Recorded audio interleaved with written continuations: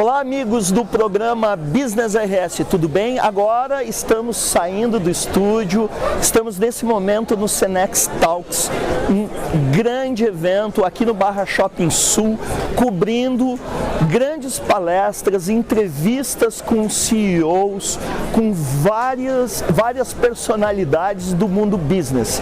Então nos acompanhem que vem muitas entrevistas e uma cobertura inédita no nosso programa. Vem conosco falar de negócios.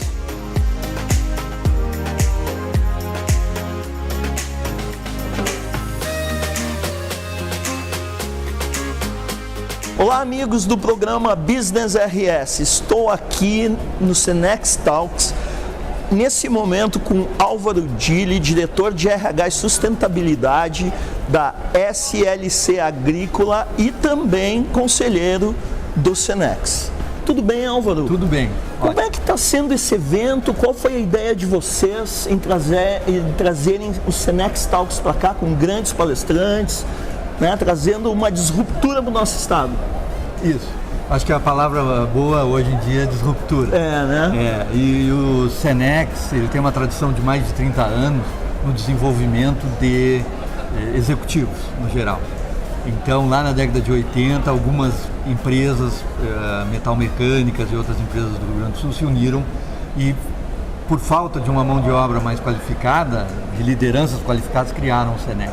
Essas 13, então, mantenedoras vêm até hoje, trazendo muito mais conhecimento, preparando executivos, especialmente do Rio Grande do Sul do país. Hoje já passaram pelo Cenex mais de 7 mil executivos, todos em empresas de potencial e empresas, vamos dizer assim, de relevância para o Rio Grande do Sul. Esse momento agora é um momento de transformação a partir de um planejamento estratégico iniciado em 2016, 17 e 18, em que a gente viu que era uma grande oportunidade de abrir um pouco mais o Cenex para outras possibilidades e trazer toda essa tecnologia, toda essa nova maré de transformações. Essa nova era digital, né? A digital, a conexão, a inteligência artificial, a máquina que aprende. Como é que as lideranças vão começar a lidar com isso? Porque não é digitalizar o processo atual. Na verdade, nós temos que transformar o processo a partir dessas ferramentas. Então, o Cenex começa a abrir isso para o público em geral e trazendo esses nomes renomados que fazem essa transformação, pelo menos colocando uma sementinha no assunto da neurociência aplicada ao trabalho, a neurociência aplicada ao desenvolvimento das lideranças, ao digital, esse novo conceito de empresa, de serviços, né? Mas, Álvaro, então assim, você é líder, eu sou líder. A liderança vive um momento de inflexão, né, com muitas mudanças. Você acredita que os líderes dentro das organizações, eles estão enxergando o tamanho dessas mudanças e como se posicionar frente a elas? Eu diria que ainda não.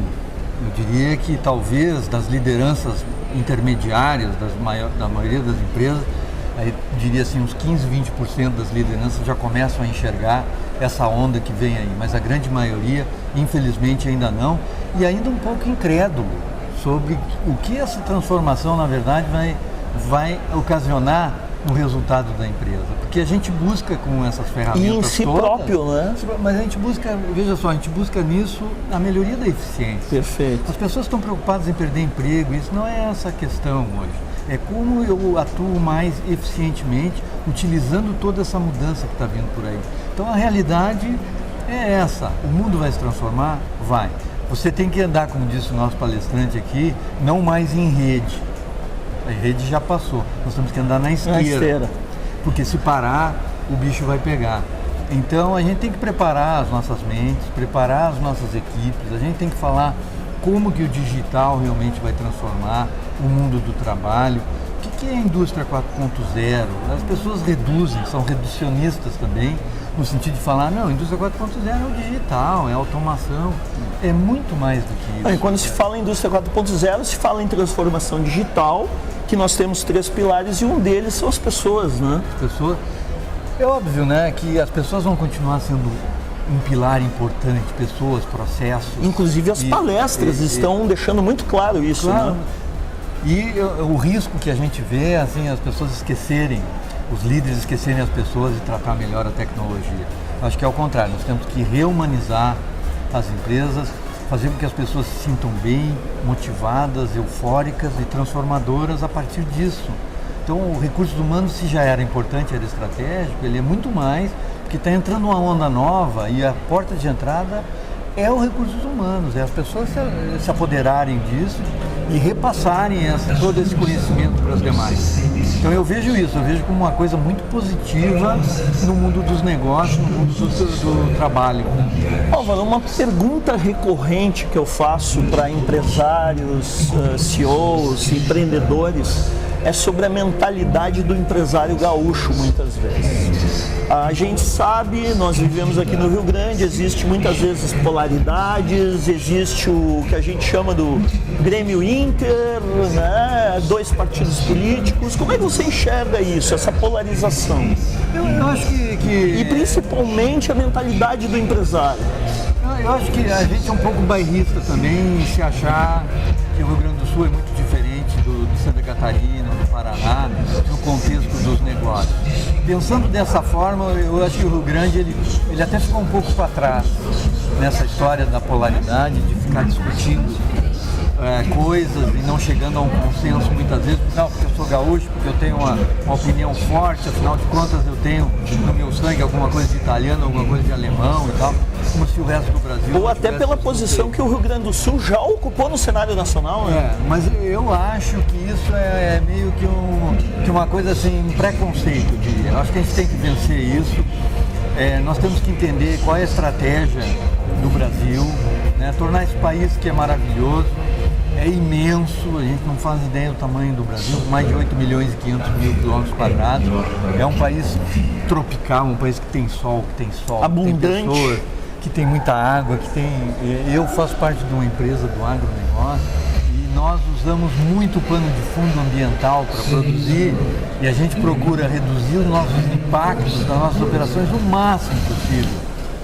Álvaro, uma mensagenzinha final de um diretor de RH para o nosso público.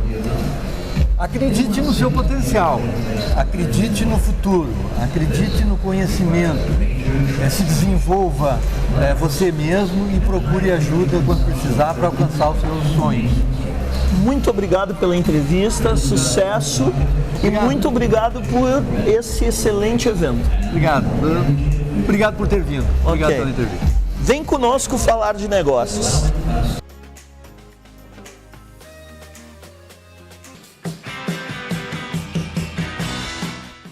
Venha fazer sua formação na Sociedade Gaúcha de Coaching. 90% das nossas turmas são feitas por indicações. Líder em formações presenciais. Turmas com no máximo 25 participantes. Siga a SGC em nossas redes sociais. Ligue e venha fazer parte desta grande sociedade. Sociedade Gaúcha de Coaching. Você escreve a sua história. O que fazemos em vida ecoa na eternidade. Vem aí. Treinamento vivencial Guerreiros Não Nascem Prontos. Baseado na obra de José Luiz Terron. Venha vivenciar. 3 dias de imersão total. Desperte o guerreiro que há em você. Acesse desperteseuguerreiro.com.br e saiba mais.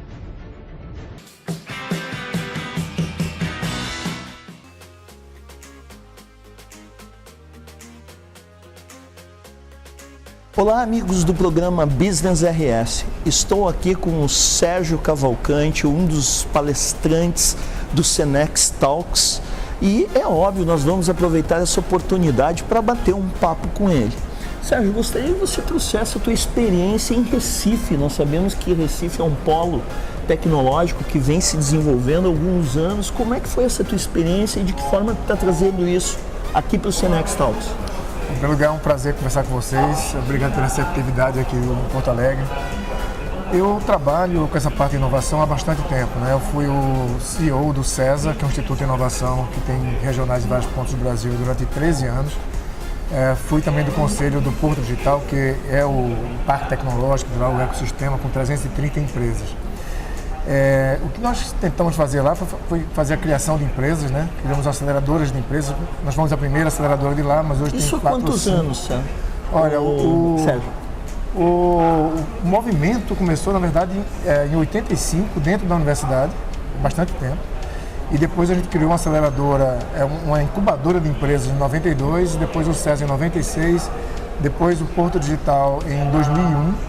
Então já tem bastante tempo, mas assim, cada vez que a gente percebia que faltava alguma coisa nas engrenagens, colocava uma engrenagem nova, né? Por isso que tem tanta coisa que foi criada ao longo do tempo. E hoje são 330 empresas, mais de 9 mil pessoas trabalhando nessa área de inovação lá em Recife.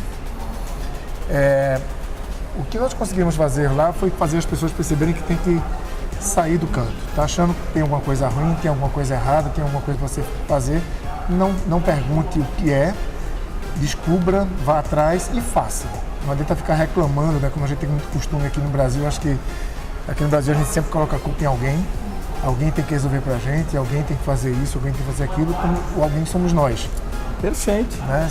E vocês tiveram lá o que a gente chama de hélice, né? Quer dizer, a universidade junto com o governo, né? E junto com a iniciativa privada. Como é que foi esse movimento? Isso é muito interessante, né? Como falei, começou em 85 através de um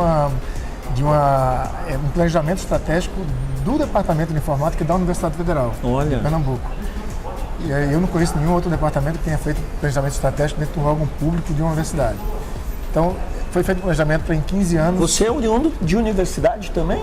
Eu sou professor há 30 anos, só que hoje eu sou tempo parcial, né, do Centro de Informática da UFPE. Legal. A minha base, eu sou engenheiro eletrônico, tenho doutorado em eletrônica, mas eu fui um pouco para a área de informática e hoje trabalho com inovação. Certo. Então esse trabalho começou em 85 para fazer com que o Departamento de Informática se tornasse reconhecido nacional e internacionalmente.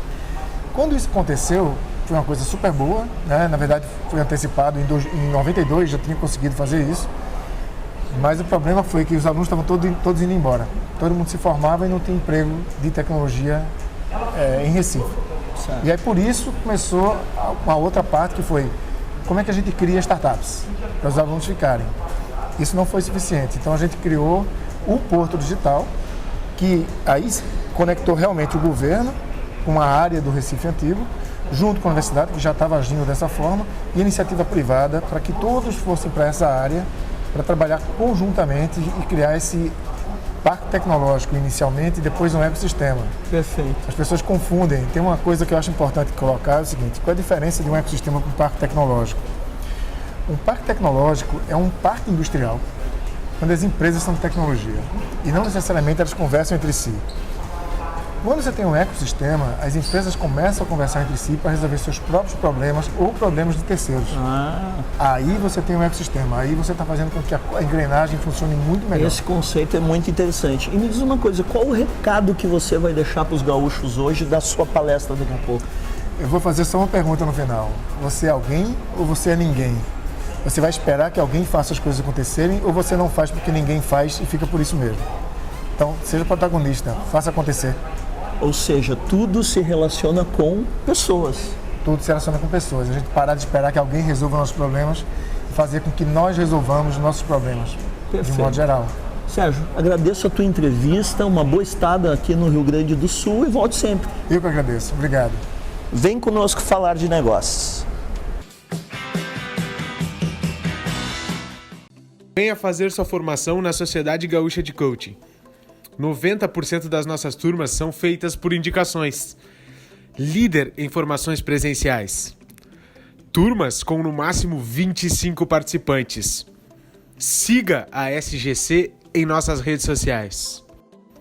Ligue e venha fazer parte desta grande sociedade.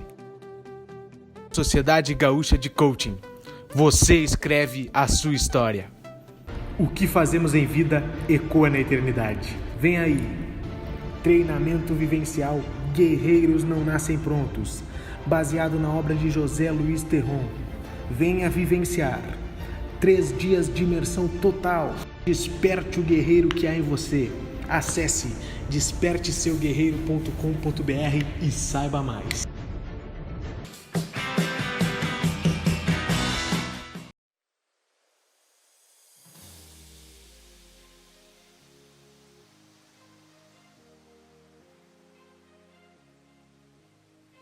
Olá, amigos do programa Business RS. Estou aqui com o Alexandre Pelais, fez uma palestra maravilhosa aqui no Cenex Talks.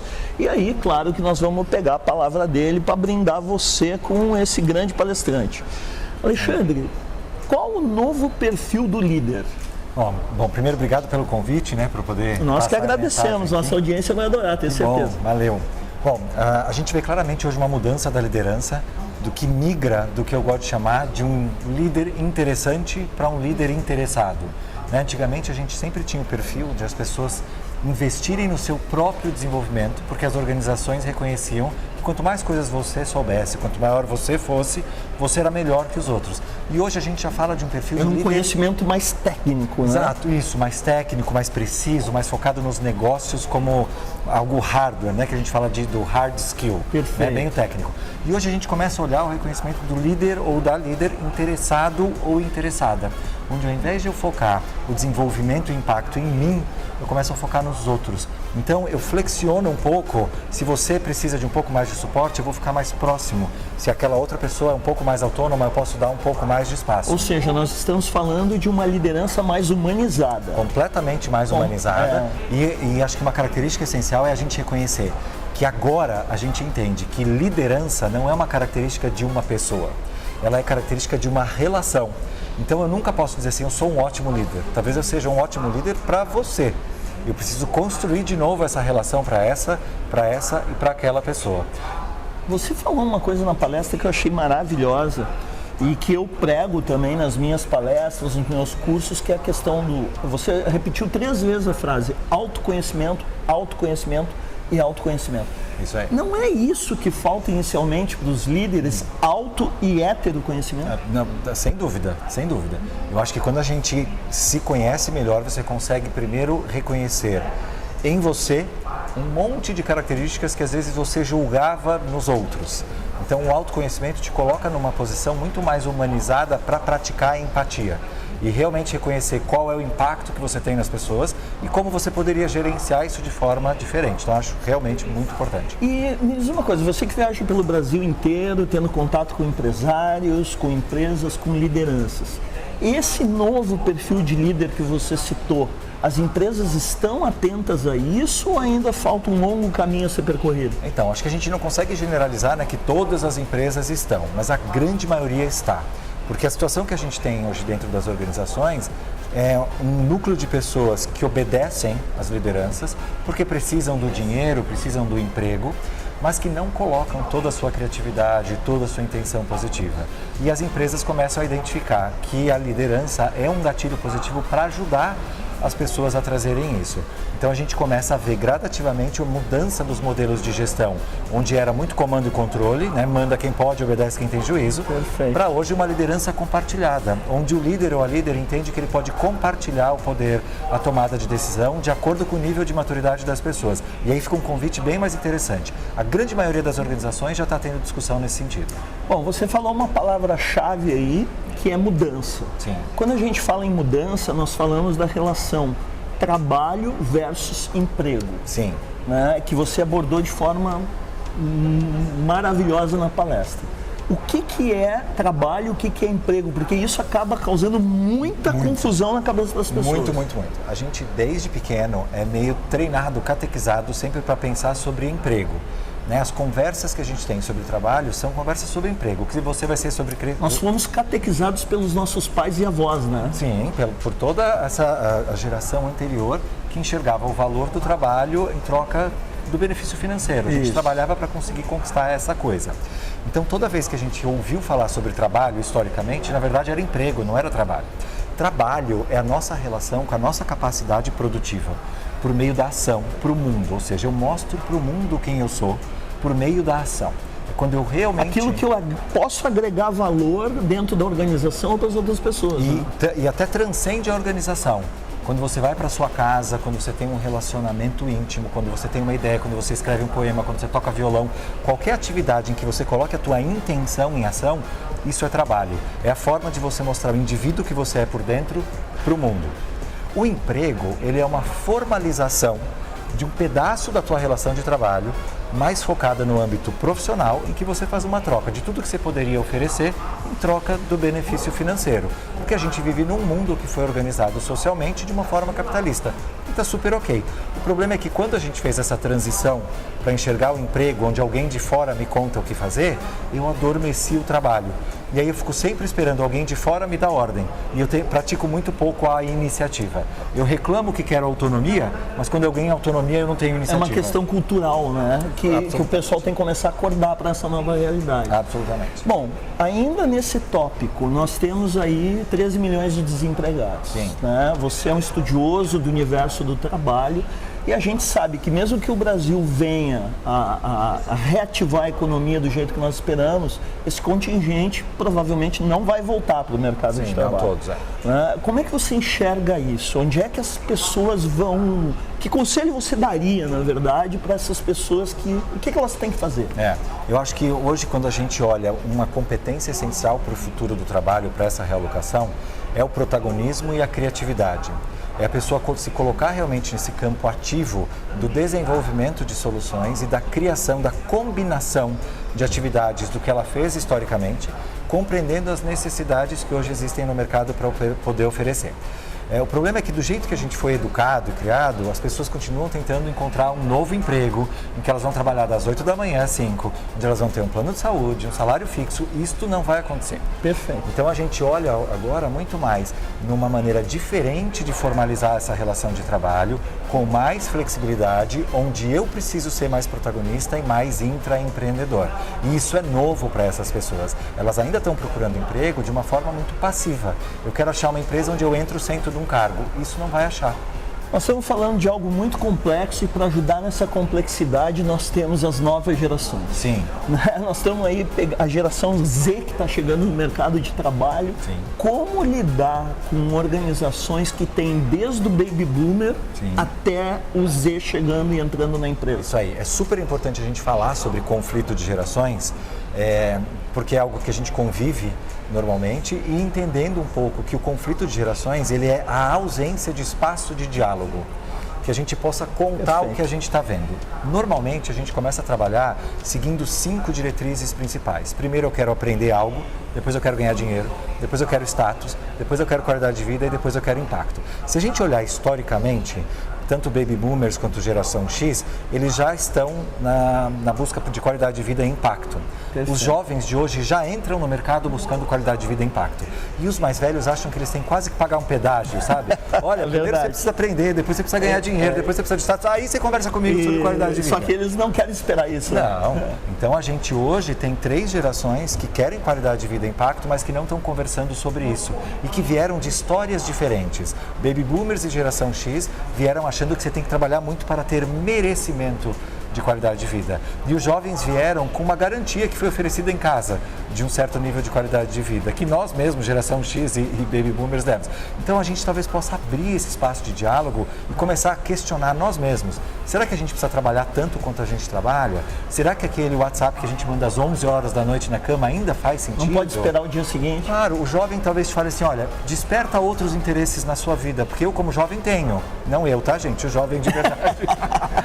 Então talvez seja uma provocação saudável a gente conversar sobre qualidade de vida e impacto, ajudando os jovens a entenderem que o que ele enxerga hoje como garantia, na verdade foi uma oferta que nós fizemos, foi uma conquista. Perfeito. E não é uma garantia, ele é sempre uma conquista. Por isso eu sempre tenho que garantir resultados junto com oportunidade. Não vai existir só um sem outro. Perfeito. Pelais, quero te agradecer muito essa oportunidade. Bom, eu que te agradeço. Tenho certeza que tu abrilhantou muito o nosso programa nesse evento maravilhoso que é o Cenex Talks. Isso aí, foi ótimo estar com vocês, gente, muito obrigado. E a melhor forma que eu tenho para dizer que eu estou muito feliz de estar aqui com vocês é desejar muito bom trabalho para vocês. Valeu!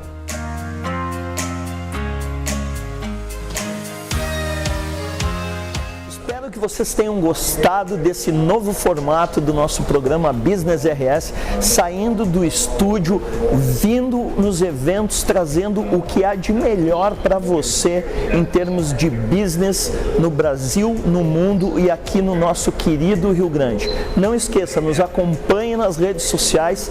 Todo domingo, um programa inédito às 23h30 na Vale TV e segunda-feira no nosso canal do YouTube.